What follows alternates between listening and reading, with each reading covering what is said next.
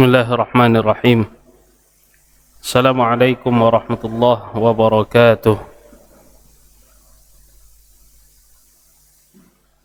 Innal hamdalillah nahmaduhu wa nasta'inuhu wa nastaghfiruh wa na'udzu billahi min shururi anfusina wa min sayyiati a'malina. May yahdihillahu fala mudilla lahu wa may yudlil fala hadiya lahu. أشهد أن لا إله إلا الله وحده لا شريك له وأشهد أن محمدا عبده ورسوله صلى الله عليه وعلى آله وصحبه ومن اهتدى بهديه واقتفى آثاره بإحسان إلى يوم الدين.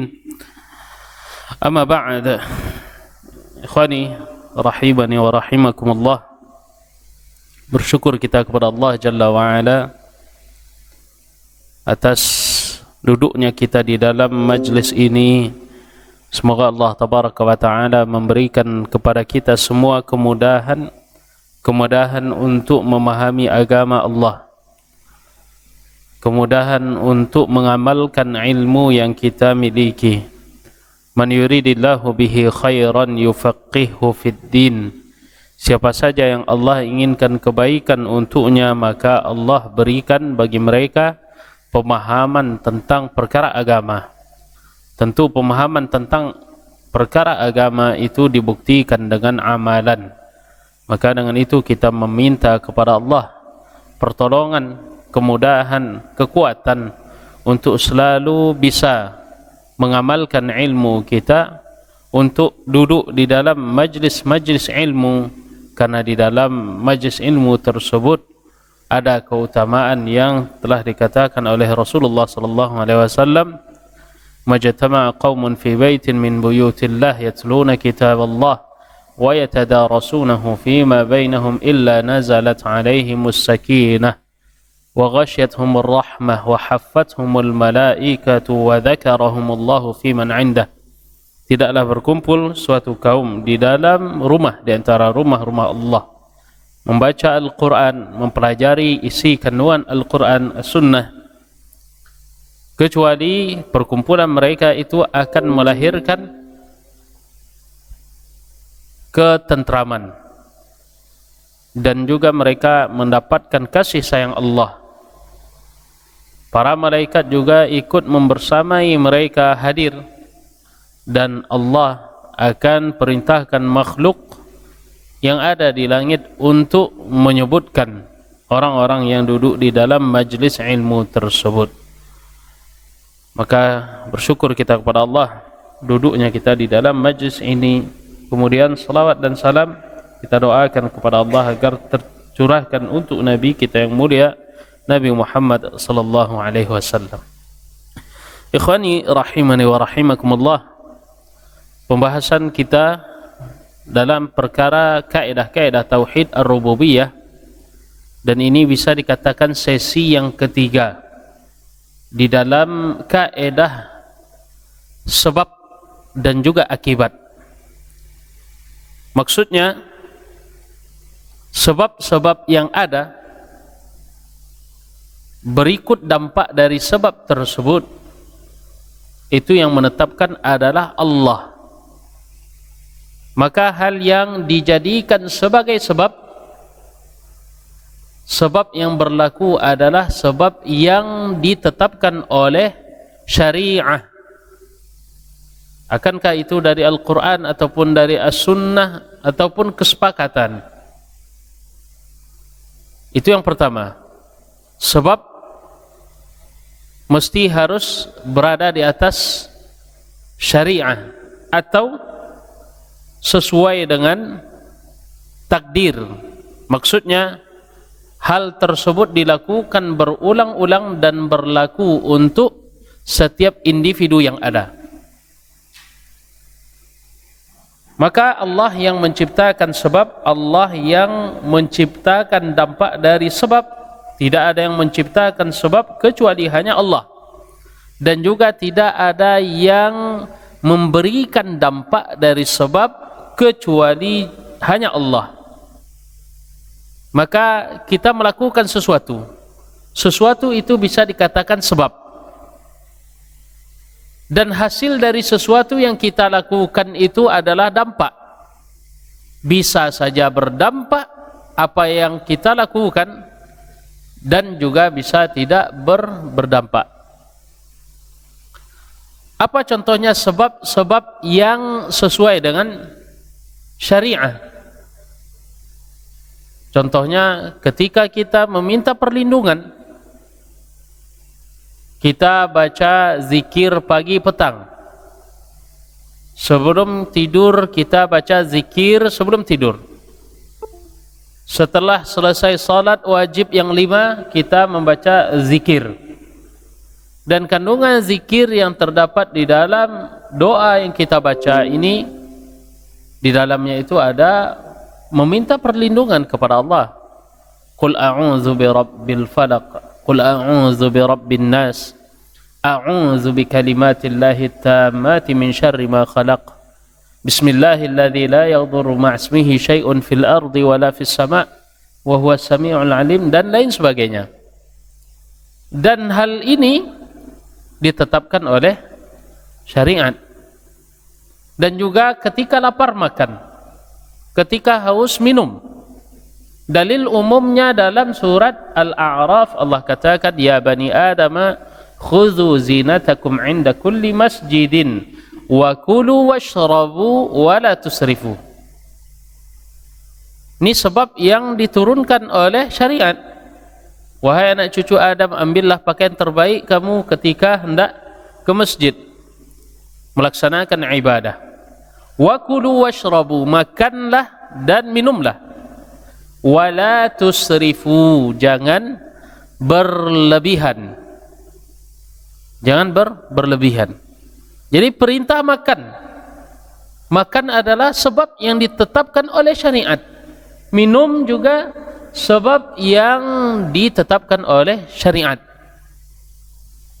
Wa idza maridtu fahuwa yashfin, dalam surat Asy-Syu'ara. Apabila aku sakit, maka yang menyembuhkan adalah Allah.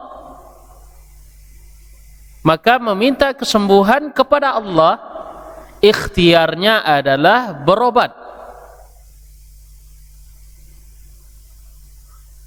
Maka ada dalil syar'inya, dalil yang sifatnya umum. Memakai pakaian. Dalil tadi bisa kita ambil lagi Al-A'raf. Ya bani Adam khudhu zinatakum. Ambil pakaian yang terbaik. Itu juga ya, memakai pakaian ini sebab yang ditetapkan oleh syariat dalam dalil umum. Atau kita ambil hadis yang Rasulullah sallallahu alaihi wasallam katakan, ya bani Adam kullukum ja'i'un illa man at'amtuhu fastat'imuni ut'imkum. Wahai anak cucu Adam, setiap kalian itu dalam keadaan ja'i', lapar, kecuali yang aku berikan kepadanya makan. Maka mintalah kepadaku makan, aku berikan kepada kalian makan. Ya bani Adam kullukum 'arin illa man kasautuhu. Wahai anak cucu Adam, semua kalian itu tidak berpakaian. Tidak berpakaian kecuali yang aku berikan kepadanya pakaian. Fastaksuni, mintalah kepadaku pakaian, akulah yang memberikan kepada kalian pakaian. Maka secara garis besar, ya, aktivitas yang kita lakukan di dalam kehidupan kita ini ada dalil syar'i yang sifatnya umum dan bisa diturunkan ke dalam segala bentuk lini kehidupan. Sampai-sampai bekerjanya kita ada dalilnya. Huwallazi ja'ala lakumul arda dzalula famshu fi manakibiha wa kulu mir rizqih. Allah yang menjadikan bumi ini tunduk, maka berjalanlah di atas permukaan bumi. Wa kulu mir rizqih, dan ambillah rezeki yang Allah sediakan dari bumi, makanlah. Bagaimana caranya? Caranya yaitu mengais rezeki, yaitu bekerja. Rasulullah sallallahu alaihi wasallam juga sebutkan, la an yahtatiba ahadukum, ya, seseorang di antara kalian mencari kayu bakar, Kemudian kayu bakar tersebut ia letakkan di pundaknya, kemudian dia jual, kemudian dia dapatkan hasil. Itu lebih baik bagi dirinya dibandingkan dia tidak bekerja sedikit pun, meminta-minta, kadang diberi, kadang ditolak. Berarti bisa dikatakan segala lini kehidupan kita syarat dengan sebab yang telah diciptakan oleh Allah. Bekerja kita, makan kita, minum kita, semua aktivitas itu bisa dikatakan sebagai sebab. Dan semua orang melakukan itu. Ya. Semua orang melakukan itu. Ketika sakit dia berobat. Ketika lapar dia makan. Ketika haus dia minum. Ketika dia membutuhkan pasangan hidup, berarti dia menikah. Dia menikah. Ketika dia menikah, memiliki istri, tentu dia juga ingin memiliki anak, ya, dan seterusnya. Dan ini rata-rata sebab tersebut telah ditetapkan oleh Allah. Bisa kita bawakan dalil yang sifatnya umum, dan itu berlaku untuk segala lini kehidupan, ataupun yang tidak ada dalilnya, namun secara takdir itu tampak, ya, itu tampak. Ya, seperti makan, dalil besarnya tadi, tetapi untuk dalil tafsilnya harus makan wajib tidak, ya, ketika lapar harus apa tidak, ya, tidak ada dalil terperinci. Namun dalam perlakuan manusia itu terbukti bahwasanya ketika mereka butuh sesuatu, mereka akan melakukan sebuah sebab untuk menggapainya. Ikhwani wa akhwati rahimani wa rahimakumullah, maka sebab-sebab yang dilakukan tidak mesti memberikan dampak. Sebab-sebab yang dilakukan tidak mesti memberikan dampak. Kenapa? Apabila Allah tabaraka wa ta'ala menginginkan terjadinya dampak terhadap sebab yang kita lakukan, maka dampaknya akan ada. Dan apabila Allah tidak menginginkan ada dampak dari sebab yang kita lakukan, maka dampaknya tidak akan pernah ada. Kenapa? Karena yang menciptakan sebab adalah Allah. Yang menciptakan dampaknya juga Allah tabaraka wa ta'ala. Maka kita yakini apa yang kita lakukan itu semuanya bergantung kepada Allah. Dan apa hasil dari yang kita lakukan itu juga bergantung pada keputusan Allah. Maka ketika kita membutuhkan biaya untuk membuat rumah, untuk nafkah istri dan anak, dan lain sebagainya, tentu yang kita lakukan adalah mengambil sebab. Sebab apa yang kita ambil? Kita mencari rezeki dengan jalan yang halal. Kita lakukan. Kemudian target yang kita inginkan, misalnya dalam 1 bulan itu 5 juta. Ternyata kita telah bekerja membanting tulang, yang didapatkan adalah 3 juta. Tidak terpenuhi, 2 juta lagi. Bagaimana sikap kita? Sikap kita menerima. Itu adalah ketetapan Allah. Caranya bagaimana ketika tidak menyampai target? Dilakukan ini, ternyata hasilnya adalah 3, dan itu adalah ketetapan Allah. Di bulan depan apa yang dilakukan oleh orang tadi? Tentu dia melakukan lebih dibandingkan yang sebelumnya. Mungkin dia produksi makanan jumlahnya 100 per hari, sehingga 100 itu rata-rata yang dia dapatkan 3 juta, masih minus 2 juta lagi. Apa yang harus dia lakukan?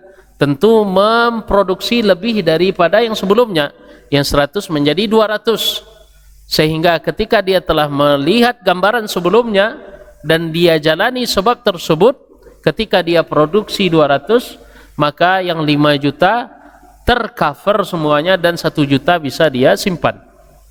Seseorang melakukan sebab dan dampaknya kembali kepada Allah tabaraka wa ta'ala.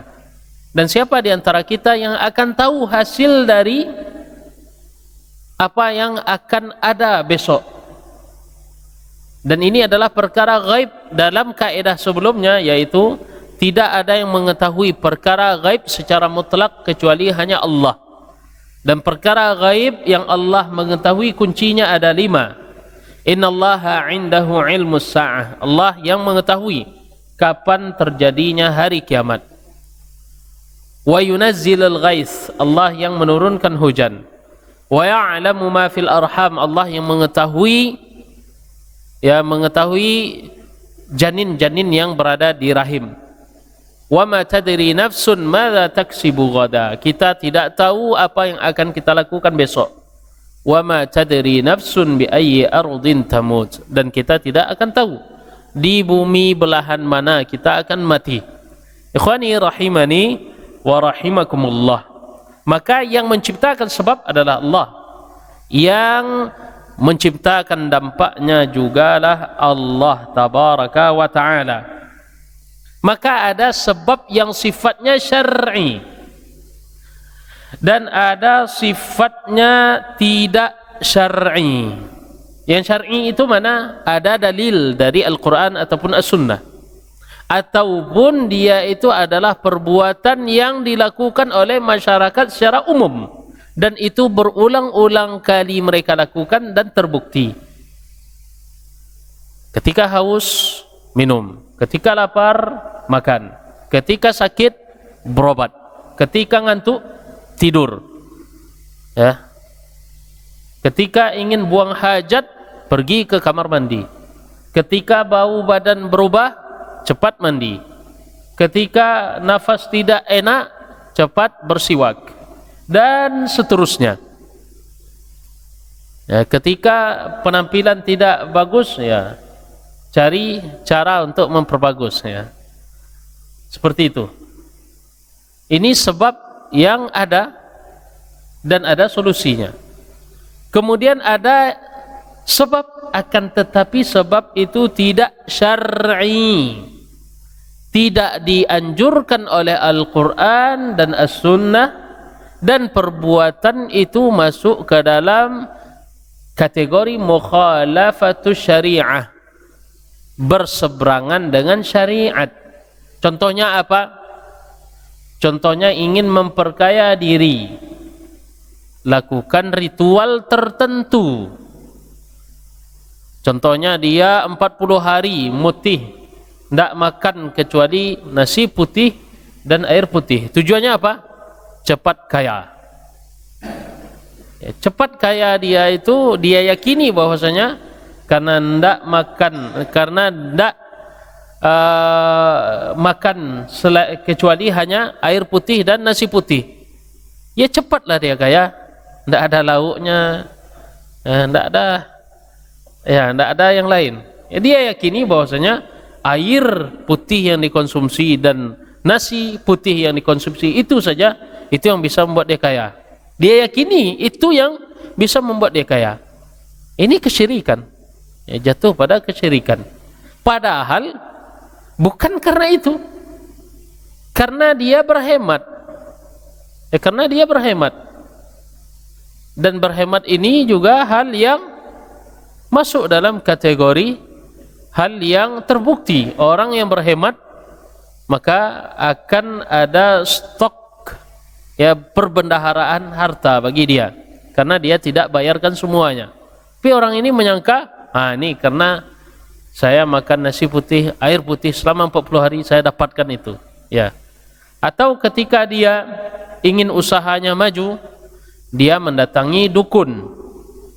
Ketika dia tidak senang dengan pasangan suami istri, dia pergi untuk mencerai-beraikan hubungan mereka, ya, mencerai-beraikan hubungan pasangan suami istri tersebut, ya.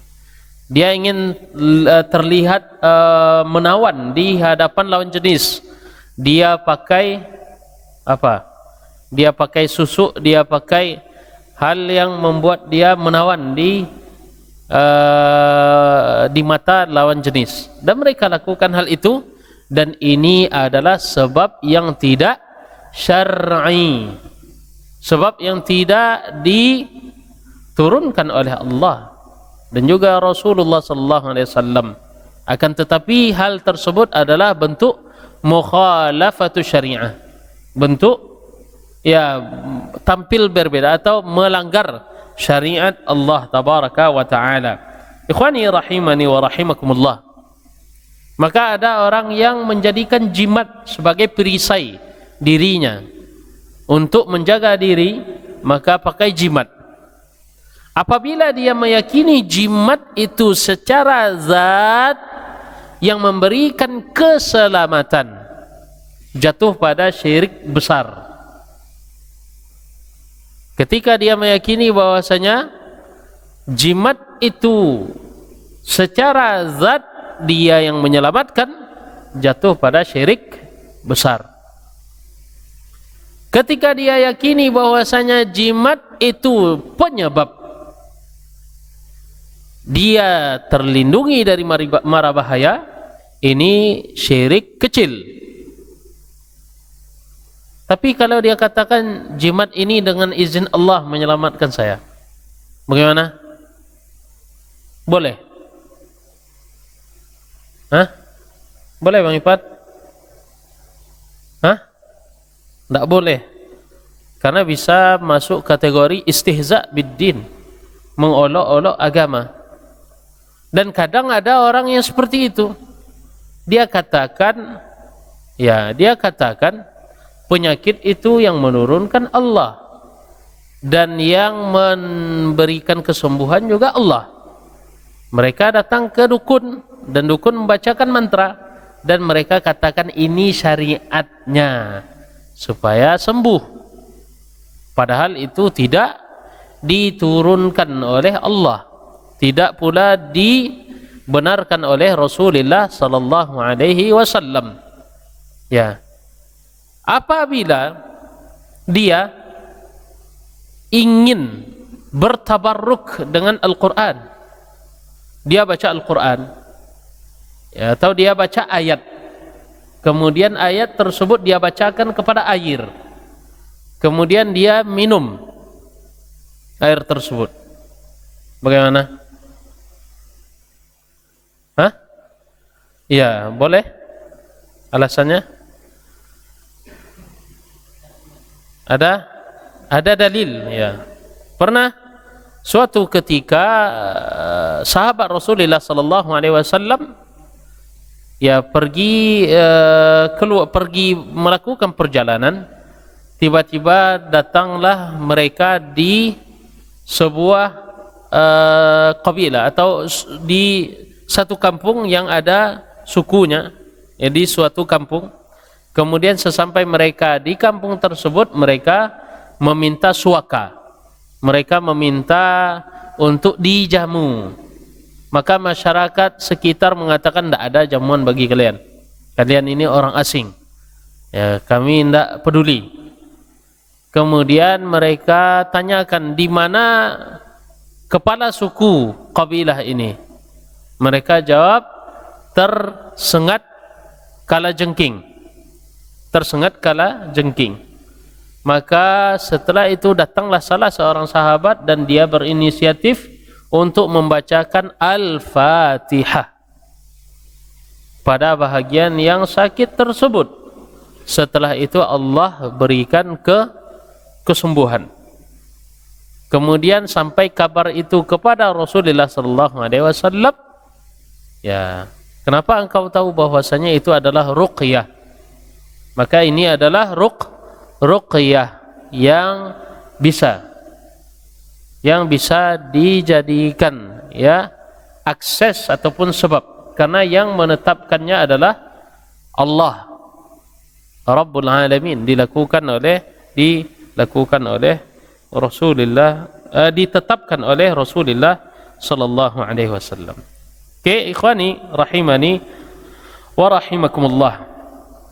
Maka dengan itu, siapa saja yang mengambil sebab yang tidak ada dalilnya di dalam Al-Quran As-Sunnah ataupun syariat secara global, atau dia melakukan sebab yang memang polanya itu bukan pola yang dilakukan oleh masyarakat umum dan dia itu memang berdampak, tidak, itu yang dia lakukan. Apabila dia lakukan hal tersebut dan dia jadikan sebagai sebab, maka syirik kecil. Apabila dia yakini bahwasanya apa yang ia lakukan itu secara zat memberikan dampak manfaat ataupun mudarat, maka jatuh kepada syirik besar. Ikhwani rahimani wa rahimakumullah.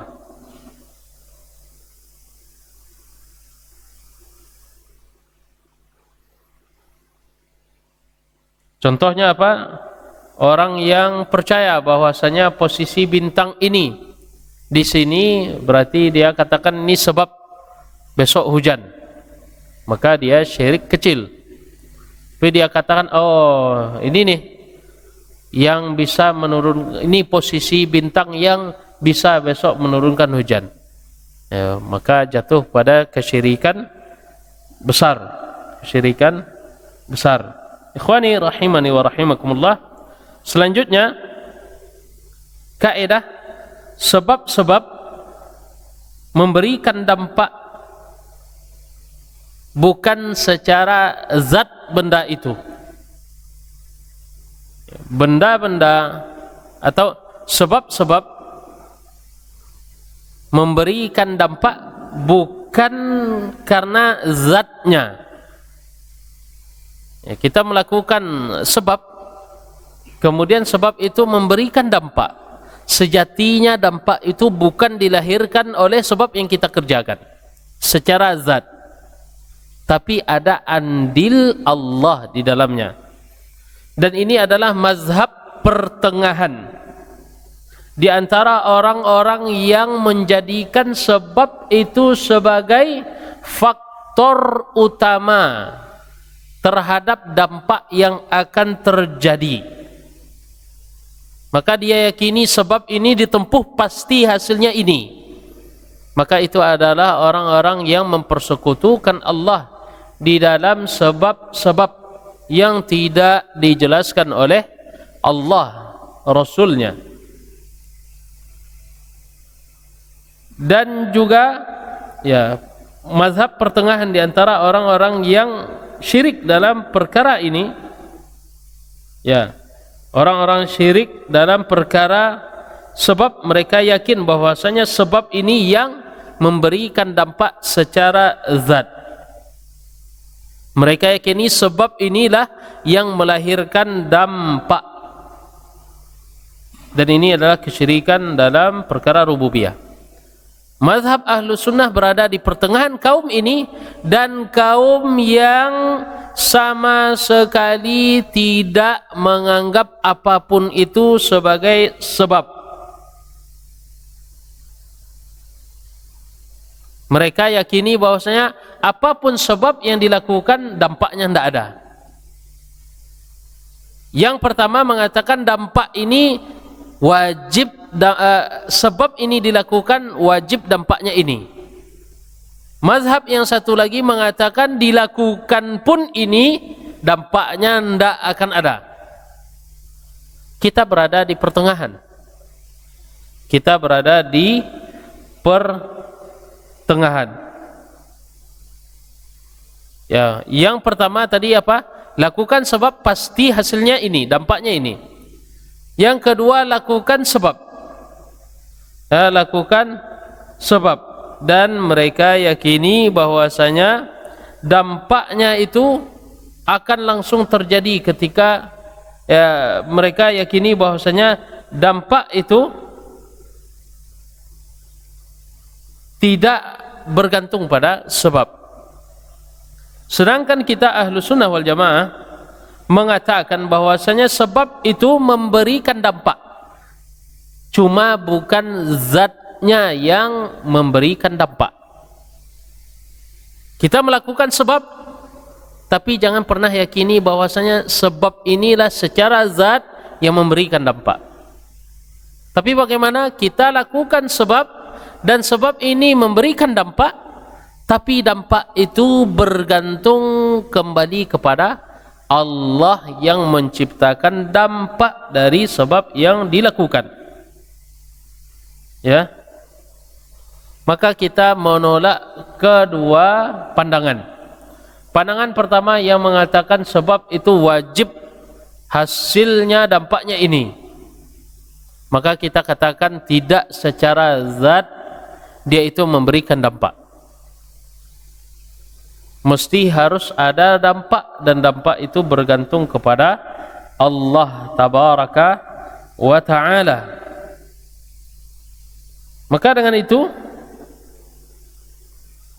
kita diperintah oleh Allah untuk makan, untuk minum, dan semua hal tersebut merupakan sebab-sebab. Kita makan ketika lapar, kita minum ketika haus, dan juga kita berlindung mencari tempat tinggal. Tujuannya apa? Supaya aman dari gangguan binatang buas, supaya aman. Allah tabaraka wa ta'ala memperintahkan kita untuk bertawakal. Untuk bertawakal. Allah perintahkan kita untuk bersikap hati-hati. Allah perintahkan bagi kita untuk merencanakan segala sesuatu sebelum dilakukan. Semua itu adalah sebab-sebab yang syar'i. Kita diperintahkan untuk istikharah, memilih salah satu di antara dua hal.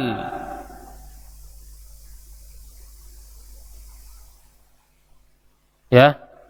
Dan andai kata sebab-sebab ini tidak memiliki dampak, tidak akan mungkin Allah perintah. Andai kata sebab-sebab yang kita lakukan ini tidak memberikan dampak, tidak akan mungkin kita lakukan ini. Tidak akan mungkin kita makan kalau makan itu tidak memberikan dampak kenyang. Tidak akan mungkin kita minum kecuali minum itu memberikan dampak hilang rasa haus. Akan tetapi dampak yang ada bukan zat minum atau makannya itu, tetapi Allah lah yang ikut andil memberikan dampak. Ya, maka Allah lah yang memberikan, yang ikut andil untuk memberikan dampak. Kenapa? Kalau Allah suruh saja makan dan makan itu tidak ada dampak, ya tidak akan mungkin ada suatu perintah kemudian perintah itu tidak memberikan dampak. Maka tidak ada sesuatu yang Allah perintahkan bagi kita kecuali mesti harus ada dampak. Allah perintahkan untuk menikah. An-nikahu sunnati faman raghiba an sunnati falaysa minni. Sunnah dari nikah itu adalah sunnahku. Yang tidak mau nikah, yang benci terhadap perkara nikah, maka bukan dari golonganku, kata Rasulullah sallallahu alaihi wasallam. Tujuan pernikahan apa? Untuk menjaga kemaluan, untuk menjaga kehormatan diri. Untuk apa lagi nikah? Untuk menyalurkan nafsu biologis. Apa guna nikah lagi? Untuk memperoleh keturunan. Ya ma'syarasy syabab, man istata'a minkumul ba'ata falyatazawwaj. Ini dalilnya perintah untuk nikah. Wahai sekalian pemuda, siapa yang mampu di antara antum untuk menikah, maka siapa yang mampu untuk membiayai ataupun secara fisik sudah sempurna, maka nikahlah. Kalau nak mampu maka berpuasa. Ini hukum asalnya, nikah itu adalah perintah. Supaya apa? Supaya nafsu biologis kita tersalurkan dengan sempurna. karena kita bukan malaikat. Maka apabila ada orang mengatakan dia itu menikah karena ingin melampiaskan nafsu birahinya, berarti dia bejat. Ya, karena itulah menikah. Ya, karena itulah menikah. Nah, mungkin bukan karena itu dia menikah. Ya, sudah wajib alasannya itu. Kalau bukan karena melampiaskan ya hawa nafsunya kepada hal yang halal, ya maka tidak akan disyariatkan untuk menikah. Dan ini juga menjaga kehormatan diri, menjaga kemaluan, menjaga keutuhan nasab. Tidak bercampur antara nasab yang satu dengan yang lain. Kita lihat binatang, track record tentang akte kelahirannya, ni bapaknya siapa, ibu anak ini lahir dari ibu ini bapaknya yang mana? Tidak ada, tidak tahu. Kecuali kambing-kambing premium, itu ada. Kambing-kambing yang ada brand atau kuda, itu ada. Ni bapaknya ini menang di dalam pacuan di American Open misalnya. Ni induknya sini, ya kelahiran Pekanbaru, anaknya ini, itu ada. Seperti itu juga dengan manusia. Yang Allah ciptakan pada dasarnya nikah itu memproteksi diri mereka agar tidak jatuh kepada perzinaan, untuk menjaga pandangan. Dan diperintahkan oleh Allah, fankihu ma tabadakum, diperintahkan untuk menikahi wanita yang baik bagi kita. Ikhwani rahimani wa rahimakumullah. Maka dengan itu, ini adalah sebab yang diciptakan oleh Allah. Sebab yang diciptakan oleh Allah. Dan dampaknya juga Allah yang menciptakan. Maka pernikahan itu sebab syar'i atau tidak syar'i? Sebab syar'i. Untuk apa? Untuk menjaga kehormatan diri, menjaga kemaluan, untuk meraih anak keturunan, mesti dengan pernikahan. Mesti dengan pernikahan. Ikhwani rahimani wa rahimakumullah. Maka dengan itu, telah dilakukan hal tersebut, orang yang menikah sudah halal mereka, suami istri, telah melakukan hubungan. Ada yang dikaruniai keturunan? Ada. Ada pula yang tidak dikaruniai keturunan? Ada. Berarti dengan itu, walaupun sudah dilakukan sebab untuk memperoleh keturunan, ada yang memperoleh keturunan dan ada pula yang sama sekali tidak mendapatkan keturunan. Ini bukti bahwasanya sebab itu Allah yang mengatur, Allah yang menciptakan, dan dampaknya juga Allah yang menciptakan. Maka kita mesti hati-hati untuk melihat sebab dengan pandangan yang kita memandang bahwasanya sebab itu adalah segala-galanya. Dengan arti kata, apabila kita telah realisasikan sebab tersebut, maka secara otomatis akan berdampak ini. Tidak boleh. Tidak boleh. Kita melakukan sebab dan langsung kita terfokus pasti hasilnya ini. Itu tidak boleh. Bagaimana caranya yang benar? Kita lakukan sebab. Dan kita memiliki keinginan, ya, atau memiliki keyakinan dampaknya ini, dan kita mesti bertawakal kepada Allah. Maka mengambil sebab itu dinamakan dengan ikhtiar. Masalah hasil yang didapatkan itu adalah tawakal. Ini dia hubungan antara sebab dan akibat, sebab dan juga dampak. Sebab yang kita lakukan itu merupakan bentuk ikhtiar yang wajib dilakukan, wajib ditempuh.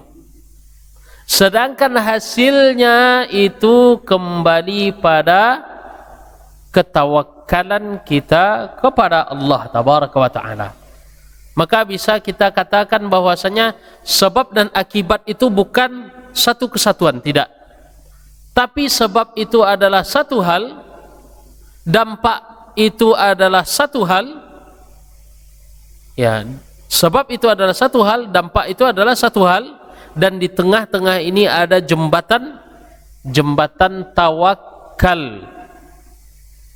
Supaya apa? Supaya usaha yang kita lakukan itu bukan bergantung pada diri kita, tetapi bergantung kepada Allah.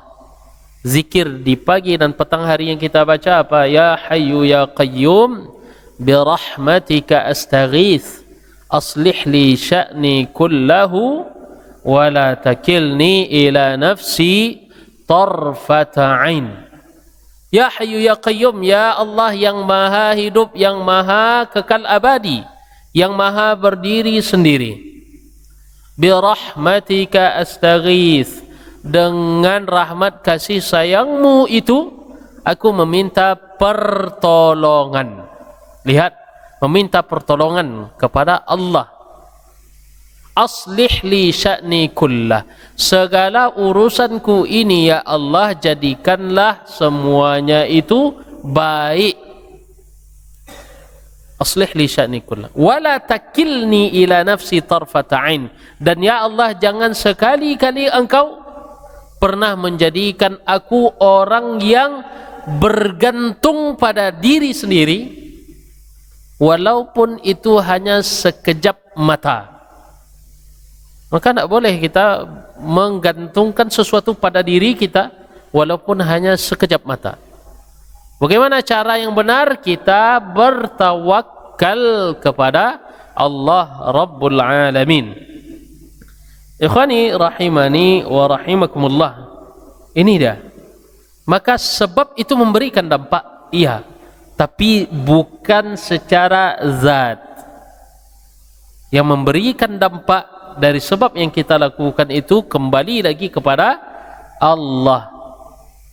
Sebab itu ikhtiar, hasil dari sebab ini membutuhkan tawakal. Sehingga tujuannya apa? Apabila telah dilakukan sebab, kita mendapatkan apa yang kita inginkan, bersyukur kepada Allah Jalla wa'ala. Makin bersyukur, makin kuat ibadahnya, makin kuat sedekahnya. Apabila tidak Allah perkenankan, sebab telah kita tempuh tapi Allah tidak berkenan, maka kita bersabar pada ketetapan Allah, dan hati ini tidak berkesinambungan dalam keadaan gundah galau gulana, tetapi hatinya ini menerima keputusan Allah dengan lapang dada. Ya, misalnya ada seorang anak muda penghafal Al-Quran, kemudian dia ditakdirkan oleh Allah untuk lulus kuliah di Madinah misalnya. Tapi orang tuanya tua renta, sakit dan membutuhkan kehadiran dia. Dia telah melakukan sebab untuk sampai lulus di Madinah. Dan tinggal dia approve, dia katakan yes, oke, pasti dia sudah bisa ke Madinah. Dan sudah di depan mata dia kesempatan itu. Tapi bagaimana? Dia sudah lulus. Allah takdirkan takdir lain, orang tuanya tua renta, sakit-sakitan dan membutuhkan keberadaan dia. Dia pilih mana? Ke Madinah atau dengan orang tuanya? Madinah menuntut ilmu wajib. Di sini orang tuanya sakit, tua renta, butuh dia. Mana yang ia mesti prioritaskan? Mana? Menjaga orang tua. itulah yang mesti ia prioritaskan. Kecewa dia tidak jadi pergi ke Madinah? Kecewa atau tidak? Kecewa. Kecewa. Tapi kekecewaan dia pergi ke Madinah itu tidak seberapa dibandingkan kecewanya orang tua apabila ditinggal dan diterlantarkan. Kenapa? Karena kesempatan untuk merawat orang tua hanya pada saat itu. Tidak tahu kalau sudah pergi dia ke Madinah, akhirnya orang tuanya meninggal, dicabut nyawanya oleh Allah, dan dia tidak sempat untuk melakukan kebaktian kepada orang tuanya. Kalaupun dia tidak jadi berangkat ke Madinah tapi dia lulus, ya kan keberangkatan masih bisa ditunda. Yang jelas dia memiliki bukti saya lulus, tapi ini keadaan orang tua saya seperti ini. Kalaupun nanti saya setahun tidak berangkat dan tidak diluluskan oleh universitas, silahkan, saya lebih prioritaskan orang tua. Akhirnya dia berdamai dengan keadaan orang tuanya, dia ayomi, dia asuh, dia ya pelihara orang tuanya sampai sembuh. Ternyata sampai berita itu ke pihak kerajaan Saudi misalnya, ini kan kita misal ya, ternyata diundanglah dia, orang tuanya, keluarganya untuk menjadi ya undangan haji. Ya, ini hikmah, ada hikmah. Berarti tidak mesti sesuatu yang kita tidak suka dari ketetapan yang telah Allah tetapkan itu selalu berdampak buruk kepada kita. Ya, kita break terlebih dahulu ya, azan Isya.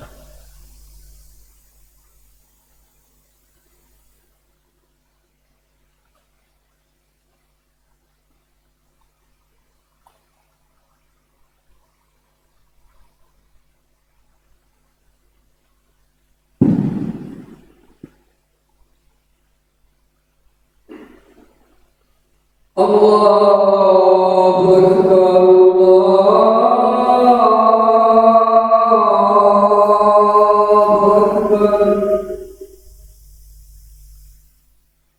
Allahu Akbar.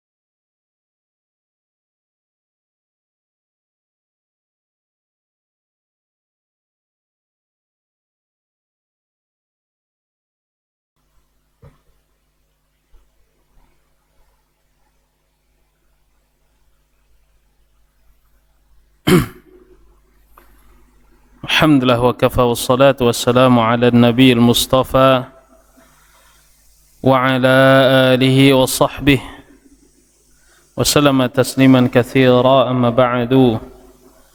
Ikhwani rahimani wa rahimakumullah. Kita lanjutkan pada kaidah berikutnya. Allah lah yang memberikan dampak secara mutlak. Allah lah yang memberikan dampak secara mutlak.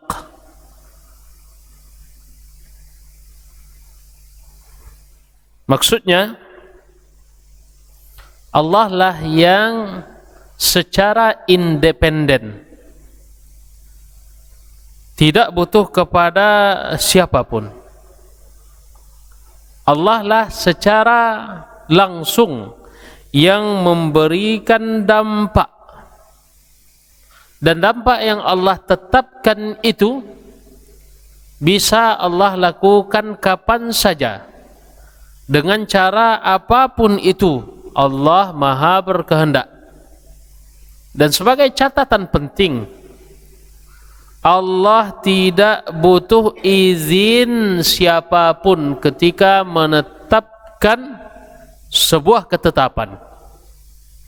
Dan juga Allah tidak membutuhkan bantuan siapapun di dalam mewujudkan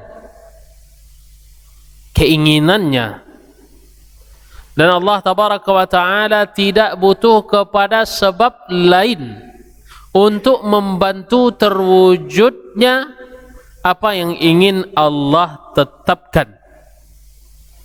Maka kaedahnya apa? Dalam zikir yang kita baca, Allahumma la mani'a lima a'taita wa la mu'tiya lima mana'ta. Ya Allah, tidak ada yang mampu menghalang apabila Engkau telah beri, dan tidak ada yang mampu untuk memberi apabila Engkau halangi. Maka Allah lah yang secara independen, yang bisa melakukan apapun. Allah tabaraka wa ta'ala yang bisa memberikan dampak apapun. Menghidupkan itu adalah kehendak Allah, mematikan juga adalah kehendak Allah. Dan Allah tidak butuh kepada siapapun di dalam melakukan hal tersebut. Maka Allah dengan segala perbuatan yang Allah lakukan, maka Allah tidak butuh pada siapapun. Allah tidak butuh untuk meminta izin kepada siapapun, dan Allah tidak butuh meminta pendapat kepada siapapun. Maka Allah bebas untuk menetapkan segala sesuatu, dan Allah bebas untuk memberikan dampak terhadap sebab yang telah kita lakukan sebagai hamba. Maka Allah tabaraka wa ta'ala yang menolong, dan pertolongan Allah itu datang tanpa membutuhkan siapapun, tanpa membutuhkan izin siapapun. Allah memberikan kemenangan itu tanpa berdiskusi kepada siapapun. Allah memberikan syafaat kelak di hari kiamat, juga Allah tidak membutuhkan izin siapapun. Allah yang melindungi, dan Allah tidak butuh kepada siapapun untuk melindungi hamba-hambanya. Maka dengan itu kita jadikan satu-satunya yang memberikan dampak terhadap apa yang kita lakukan itu adalah Allah tabaraka wa ta'ala.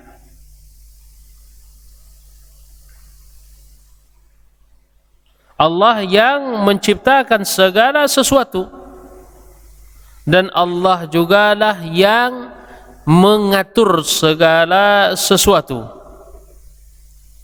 Maka tidak ada yang mendapatkan syafaat kecuali setelah Allah izinkan, dan tidak ada yang dapat memberikan syafaat kelak di hari kiamat kecuali setelah turunnya izin Allah. Man zalladhi yashfa'u indahu illa biiznih. Tidak ada satu individu pun yang mampu untuk memberikan syafaat kecuali setelah mendapatkan izin dari Allah tabaraka wa ta'ala. Maka dengan itu ikhwani rahimani wa rahimakumullah, dengan itu kita yakin, seyakin-yakinnya, kebergantungan kita bukan kepada individu tertentu, bukan kepada sebab tertentu. Kebergantungan kita murni hanya kebergantungan kepada Allah Jalla wa'ala. Kebergantungan kita itu murni hanya kepada Allah Jalla wa'ala. Maka tidak ada satu pun yang menolong hamba kecuali hanya Allah. Tidak ada yang memberikan kemudahan kecuali hanya kepada hamba kecuali hanya Allah tabaraka wa ta'ala. Dan apabila ada orang yang menyatakan saya mendapatkan pertolongan dari selain Allah, maka dia jatuh kepada kesyirikan besar yang berpotensi dapat mengeluarkan dia dari agama Islam. Ikhwani rahimani wa rahimakumullah. Maka ini adalah perkara yang berkaitan dengan sebab beserta dampaknya. Maka kita berada di pertengahan. Semua sebab kita lakukan, dan sebab itu adalah satu hal. Sedangkan dampak dari sebab itu tidak mesti harus sesuai dengan ekspektasi kita. Tidak mesti harus sesuai dengan ekspektasi keinginan kita, tetapi semuanya itu sesuai dengan ketentuan Allah. Innama amruhu idza arada syai'an an yaqula lahu kun fayakun. Allah apabila ingin terwujudnya sesuatu, maka mudah bagi Allah hanya dengan mengatakan kun fayakun, terjadilah, jadilah, maka hal tersebut terjadi. Ikhwani rahimani wa rahimakumullah, inilah yang dapat kita sampaikan dalam perkara yang berkaitan dengan kaedah hubungan antara sebab dan akibat. Dan kita yakini sebab yang kita lakukan adalah sebab yang dibolehkan oleh syariat. Maka apabila ada sebab yang melanggar kode etik syariah, maka itu adalah sebab yang dapat menjatuhkan kepada kekufuran. Akankah dia syirik kecil ataupun syirik besar? Syirik kecil dia akan terjatuh pada kesyirikan kecil apabila dia yakini bahwasanya hal itu menjadi sebab. Hal itu menjadi sebab.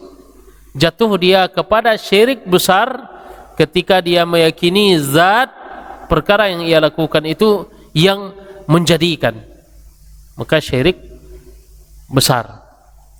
Yang benar apa? Kita lakukan, kita buat sebab tersebut, kita lakukan sebab tersebut dan bertawakal kepada Allah. Tawakal inilah yang sangat-sangat dibutuhkan, apalagi di dalam perkara yang berkaitan dengan tauhid ar-rububiyah. Karena tauhid ar-rububiyah itu berkaitan dengan sikap kita kepada Allah terhadap apa yang Allah lakukan untuk kita. Itu dia tauhid ar-rububiyah. Secara pendekatan secara mudahnya, kita mengesahkan Allah Ta'ala terhadap apa yang Allah lakukan. Dengan itu apapun yang terjadi pada diri kita, maka kita yakini itu adalah ketetapan Allah Tabaraka wa Ta'ala. Apabila itu disenangi, disukai, dicintai, bersyukur. Apabila itu tidak kita sukai, maka kita bersabar. Maka kehidupan ini hanya dua, sabar ataupun syukur, lapang ataupun sempit. Maka sikap kita lah yang sangat diperlukan dalam perkara tauhid ar-rububiyah. Sehingga bagaimana? Dalam kaidah selanjutnya insyaallah pembahasan tauhid ar-rububiyah ini memiliki hubungan yang sangat erat dengan tauhid al-uluhiyah. Sebenarnya semakin kuat tauhid ar-rububiyah seseorang, semakin kencang ibadahnya kepada Allah. Semakin kuat pengenalannya terhadap perbuatan Allah, terhadap perlakuan Allah kepada dirinya, maka semakin bagus peribadatannya kepada Allah. Maka orang yang tidak beribadah kepada Allah, dia tidak meyakini rububiyatullah. Orang yang ibadahnya asal-asal, dia tidak sepenuhnya mengetahui perbuatan Allah. Maka tauhid rububiyah, sikap kita kepada Allah. Sikap kita kepada Allah, menerima atau tidak. Apabila kita menerima dengan syukur ataupun sabar, akan semakin melangit ibadah yang kita lakukan. Semakin banyak ibadah yang kita lakukan, dan insyaallah pembahasannya akan kita bahas pada pertemuan berikutnya. Khani rahimani rahimullah, inilah yang dapat kita sampaikan. Subhanakallahumma wa bihamdik, asyhadu an la ilaha illa anta, astaghfiruka wa atubu ilaik. Sallallahu wasallam wa baraka wa an'am ala nabiyyina Muhammadin wa ala alihi wa sahbihi, wa akhiru da'wana alhamdulillahi rabbil alamin. Assalamu alaikum warahmatullahi wabarakatuh.